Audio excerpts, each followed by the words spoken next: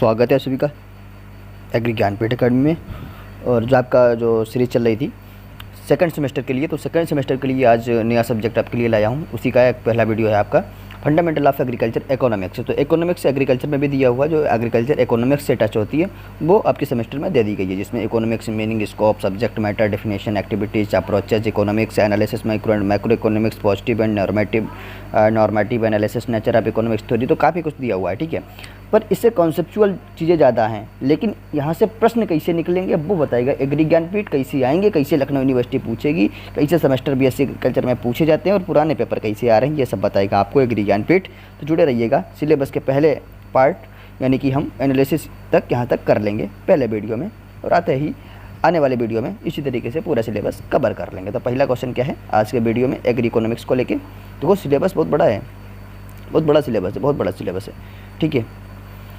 तो काफ़ी क्वेश्चन इसमें हो जाएंगे। कितने पेज का है मैं आपको दिखा देता हूँ। कितने पेज का है ये, तो 12 पेज का है। तो 12 पेज का है, बहुत जल्दी हो जाएगा, ठीक है मित्रों। तो एग्री इकोनॉमिक्स शुरू कर दिया है।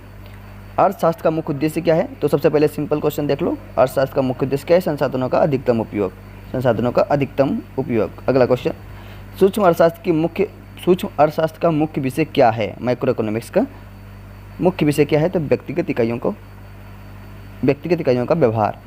स्थूल अर्थशास्त्र का संबंध किससे है, तो ऑप्शन नंबर डी समष्टि आर्थिक चर। अगला क्वेश्चन, अर्थशास्त्र की मानदंडात्मक शाखा क्या बताती है, तो ऑप्शन नंबर सी यह क्या होना चाहिए, ठीक है। अर्थशास्त्र को निर्धनता का विज्ञान किसने कहा है, तो ऑप्शन नंबर बी रॉबिन्स ने कहा है। किसने कहा है, रॉबिन्स ने कहा है। रॉबिन्स ने, बहुत इंपॉर्टेंट है रॉबिन्स, ठीक है। अगला क्वेश्चन, मार्शल ने अर्थशास्त्र को किस प्रकार का विज्ञान कहा है, ऑप्शन नंबर डी कल्याण का विज्ञान कहा है। कल्याण का ऐसे क्वेश्चन एक दो जरूर आते हैं कॉन्सेप्चुअल टाइप के। किसने क्या कहा। अगला है, संसाधनों का दुर्लभता सिद्धांत किस अर्थशास्त्री से संबंधित है, तो ऑप्शन नंबर सी रॉबिन्स। आर्थिक क्रियाओं का संबंध किससे होता है, तो ऑप्शन नंबर सी क्या है, धन की प्राप्ति और व्यय से। 9 नंबर, निम्न में से कौन आर्थिक गतिविधि नहीं है, ऑप्शन नंबर सी हो जाएगा, माँ का अपने बच्चे को पढ़ाना कोई आर्थिक गतिविधि थोड़ी ना है। तर्क संगतता की धारणा का अर्थ क्या है, तो ऑप्शन नंबर सी हो जाएगा, सर्वोत्तम विकल्प का चयन, यही तर्क संगत निर्णय होता है। आर्थिक संतुलन की स्थिति कब प्राप्त होती है, तो मांग बराबर पूर्ति। ऐसे क्वेश्चन आएंगे, मैं बता दूंगा कि कौन से क्वेश्चन छोड़ के बिल्कुल नहीं जाना है। आर्थिक संतुलन की स्थिति कब प्राप्त होती है, तो ऑप्शन नंबर सी, मांग बराबर जब आपूर्ति होती है तब आर्थिक संतुलन की स्थिति होती है। अदृश्य हाथ की संकल्पना किसने दी थी, एडम स्मिथ ने। बहुत अच्छी बात होती है जब आप ऐसी चीज़ें पढ़ते हो। अदृश्य हाथ कल्पना बहुत डिटेल में आगे आपको पढ़ाई जाएगी, लेकिन अभी आपके एग्जाम चल रहे हैं। तो अदृश्य हाथ की संकल्पना किसने दी थी, एडम स्मिथ ने। इस पर काफ़ी डिस्प्यूट भी है। अर्थशास्त्र शब्द की उत्पत्ति किस भाषा से हुई, तो यूनानी भाषा से हुई, ऑप्शन नंबर बी हो जाएगा। अगला क्वेश्चन, अर्थशास्त्र का एक प्रमुख कार्य क्या है, तो ऑप्शन नंबर सी, सीमित संसाधनों का सर्वोत्तम प्रयोग हो चुका है। किसने अर्थशास्त्र को धन का विज्ञान कहा है, एडम स्मिथ ने धन का विज्ञान कहा है, ऑप्शन नंबर बी। आर्थिक विश्लेषण के कितने दृष्टिकोण होते हैं, तो 2 होते हैं आर्थिक विश्लेषण के, तो माइक्रो और मैक्रो। अगला है, सकारात्मक अर्थशास्त्र का उद्देश्य क्या होता है, तो ऑप्शन नंबर बी होता है, यह बताना कि क्या है यह सकारात्मक अर्थशास्त्र का उद्देश्य। आर्थिक नियम होते हैं, कैसे होते हैं, तो सामान्यीकृत होते हैं, ऑप्शन नंबर डी सामान्यीकृत। सूक्ष्म अर्थशास्त्र का एक उदाहरण क्या है, ऑप्शन नंबर सी, किसी फर्म का मूल्य निर्धारण। स्थूल अर्थशास्त्र का एक प्रमुख विषय क्या है, तो ऑप्शन नंबर सी, मुद्रा आपूर्ति जो है स्थूल अर्थशास्त्र का एक प्रमुख विषय है। आर्थिक सिद्धांतों की विशेषता क्या होती है, ऑप्शन नंबर ए, ये सार्वभौमिक होते हैं। कैसे होते हैं भैया, सार्वभौमिक। समष्टि अर्थशास्त्र शब्द किसने प्रचारित किया था, तो ऑप्शन नंबर बी हो जाएगा, जॉन मेनार्ड कीन्स ने या केन्ज ने। निम्नलिखित में से कौन अर्थशास्त्र की शाखा नहीं है, ऑप्शन नंबर सी हो जाएगा, तो रसायन अर्थशास्त्र की शाखा नहीं है। अगला, आर्थिक समस्या की उत्पत्ति किस कारण से होती है, ऑप्शन नंबर सी हो जाएगा, दुर्लभता, ऑप्शन नंबर सी 24 का सी।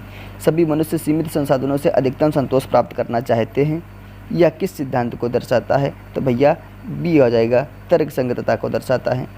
मानव व्यवहार का वैज्ञानिक अध्ययन किसे कहा जाता है, तो ऑप्शन नंबर सी, अर्थशास्त्र को कहा जाता है। अगला क्वेश्चन, सामान्य मानव व्यवहार के आधार पर बनाए गए नियम क्या कहलाते हैं, ऑप्शन नंबर सी आर्थिक नियम कहलाते हैं।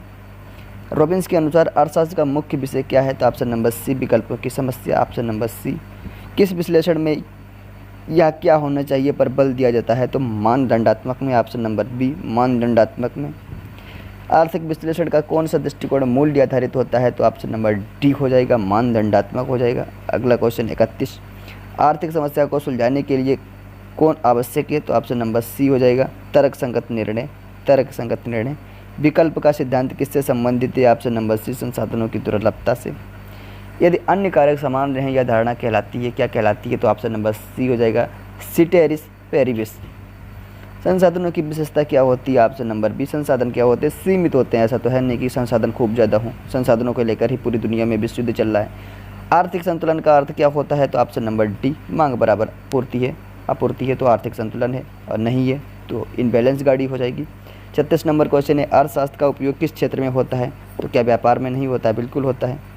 कृषि में बिल्कुल, उद्योग में बिल्कुल, तो उपरोक्त सभी। मूल्य निर्धारण का अध्ययन किस शाखा में होता है? तो ऑप्शन नंबर सी हो जाएगा, सूक्ष्म अर्थशास्त्र में। सूक्ष्म अर्थशास्त्र को चयन का विज्ञान कहते हैं, किसने कहा है? तो रॉबिन्स ने कहा है, और रॉबिन्स ने कहा है। Option number B.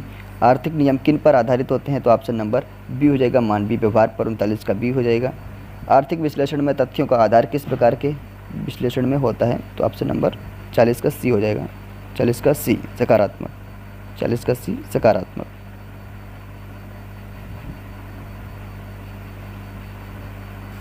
इकतालीस नंबर क्वेश्चन है, आर्थिक सिद्धांत किस पर आधारित होते हैं? तो ऑप्शन नंबर बी हो जाएगा, मानवीय व्यवहार पर। मानवीय व्यवहार पर। उपयोगिता का सिद्धांत किस शाखा में आता है? तो सूक्ष्म अर्थशास्त्र में आता है। सूक्ष्म अर्थशास्त्र, ऑप्शन नंबर सी।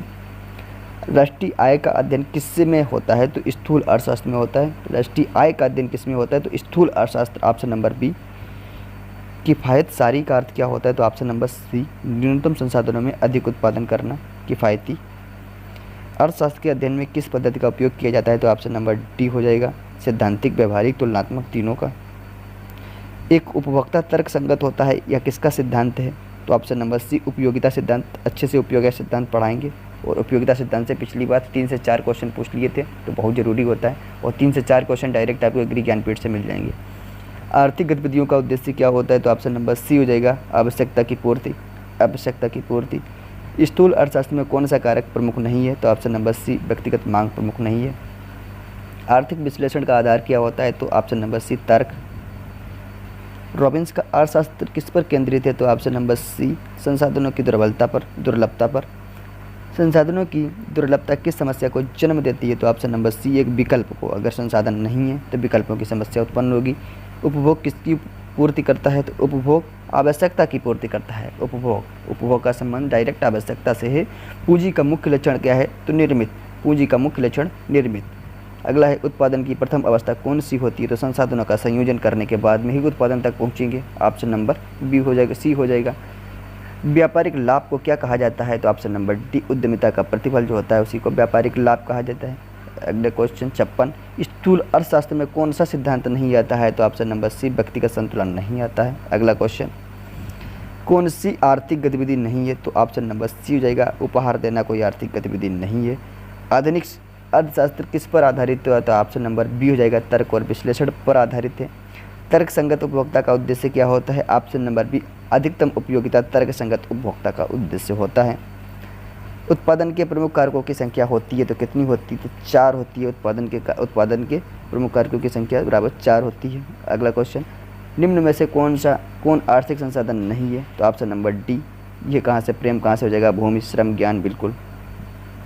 मांग वक्र कैसा होता है? तो ऑप्शन नंबर बी, नीचे की ओर झुका हुआ होता है। अगला क्वेश्चन, उपभोक्ता अधिशेष की अवधारणा किसने दी थी? तो ऑप्शन नंबर ए, मार्शल ने दी थी।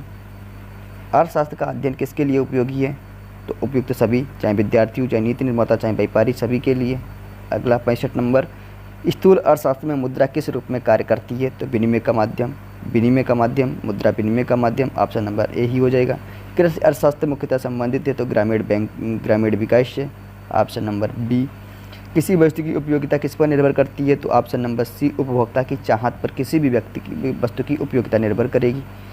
धन के अध्ययन को अर्थशास्त्र किसने कहा है? तो धन का अध्ययन एडम स्मिथ ने कहा है। धन से संबंधित जो भी अर्थशास्त्र की चीज़ें यहाँ चाहिए वो एडम स्मिथ ही मारना है।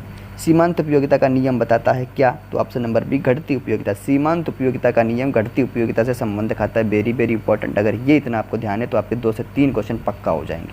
ठीक है। अगला है, निर्धारण किसका विषय है? तो ऑप्शन नंबर ए सूक्ष्म अर्थशास्त्र का विषय है। सूक्ष्म अर्थशास्त्र का विषय है। निर्धारण किसका विषय है? तो ऑप्शन ए हो जाएगा सूक्ष्म अर्थशास्त्र का। तो मित्रों थैंक यू मित्रों, आप हमारे चैनल को सब्सक्राइब करें और शेयर भी करते रहें, और जो भी यहाँ पे पढ़ाया जाता है उसकी जो PDF है उसको ज्वाइन करने के लिए, उसको लेने के लिए हमारे टेलीग्राम चैनल से ज्वाइन हो जाइएगा। वहाँ से आपको PDF मिल जाएगी और सेमेस्टर से जुड़ी जो भी अपडेट होती हैं वो आपको तुरंत आपको प्रोवाइड करा दी जाती हैं। तो मित्रों फिर मिलता हूँ एग्री इकोनॉमिक्स को लेके सेकंड वीडियो लेक्चर के साथ। तब तक के लिए टेक केयर, बाय बाय।